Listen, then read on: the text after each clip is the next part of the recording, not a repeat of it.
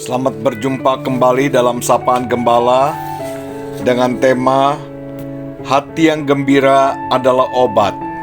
Didasarkan pada Amsal 17 ayat 22. Hati yang gembira adalah obat yang manjur, tetapi semangat yang patah mengeringkan tulang. Melalui pengamatan dan pengalaman yang dimiliki Salomo, ia menyingkapkan hal yang sangat penting bagi kehidupan kita, yakni hati yang gembira adalah obat, tetapi semangat yang patah mengeringkan tulang. Alkitab bahasa Inggris versi The Amplified Bible mengatakan, hati yang gembira adalah obat yang manjur, dan pikiran yang ceria memberikan kesembuhan.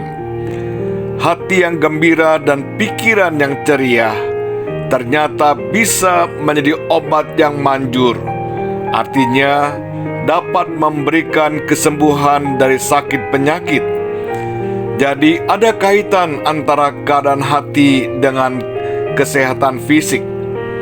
Hati merupakan sesuatu yang sentral dan sangat penting dalam diri kita. Hati yang dipahami sebagai pusat dari apa yang kita inginkan, kita rasakan dan pikirkan, ternyata berkaitan erat dengan kesehatan jasmani. Lebih dalam lagi, sebenarnya bukan hanya kesehatan jasmani, tetapi juga kesehatan rohani. Dalam kitab Amsal dikatakan bahwa dari hati manusia terpancar kehidupan. Amsal 4 ayat 23. Hati yang gembira akan membangkitkan semangat sehingga dapat meningkatkan sistem imun tubuh, dapat mempercepat kesembuhan dan lain sebagainya.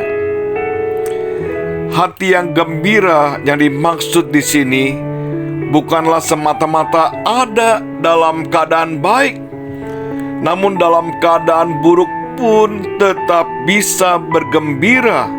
Hal ini disebabkan karena relasi dengan Tuhan yang baik.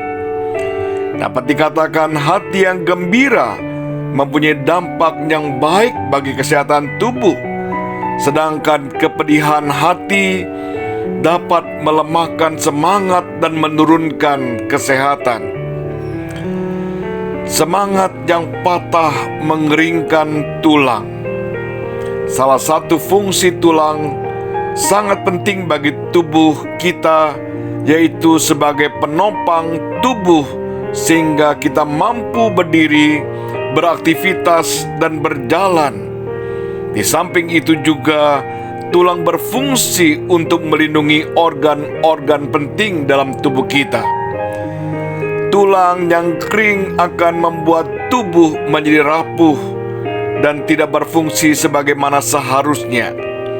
Demikian halnya semangat yang patah akan membuat kita lemah sehingga tidak mampu menjalani kehidupan sebagaimana semestinya. Tidak dapat dipungkiri lagi, rasa cemas, putus asa, akar pahit akan menjadi penyebab utama dari patahnya semangat kita. Hal tersebut menimbulkan kesedihan tersendiri. Tingkat stres yang tinggi akan mempengaruhi kesehatan jasmani. Kehilangan semangat pasti membuat kita menjadi lemah dan tidak berdaya. Hal tersebut tentu akan berpengaruh secara langsung terhadap sistem kekebalan tubuh kita dan mengakibatkan kondisi kesehatan kita menjadi menurun. Pandemi yang berkepanjangan ini menjadi tantangan tersendiri. Mau tidak mau kita harus beradaptasi dengan situasi ini. Banyak hal bisa membuat kita kehilangan sukacita dan semangat. Paulus mengingatkan kepada jemaat di Filipi supaya mereka tetap bersukacita senantiasa di dalam Tuhan. Filipi 4 ayatnya keempat. Tatkala Paulus menulis surat ini, Paulus tidak berada dalam keadaan yang menyenangkan. justru dalam kondisi menderita, ia ada dalam penjara. Namun seruan untuk bergembira, bersuka cita diucapkannya berulang-ulang untuk memberikan semangat kepada jemaat yang juga dalam keadaan menderita. Sebab Paulus juga memahami Amsal 17 ayat 22. Hati yang gembira adalah obat, tetapi semangat yang patah mengeringkan tulang. Marilah kita tetap menjaga hati agar tetap bersuka cita di dalam Tuhan, dan juga tetap bersemangat menjalani kenormalan baru ini dengan berkeyakinan Tuhan yang senantiasa menyertai kita, Ia juga yang memberikan kita harapan. Kiranya Tuhan menolong kita. Ciao.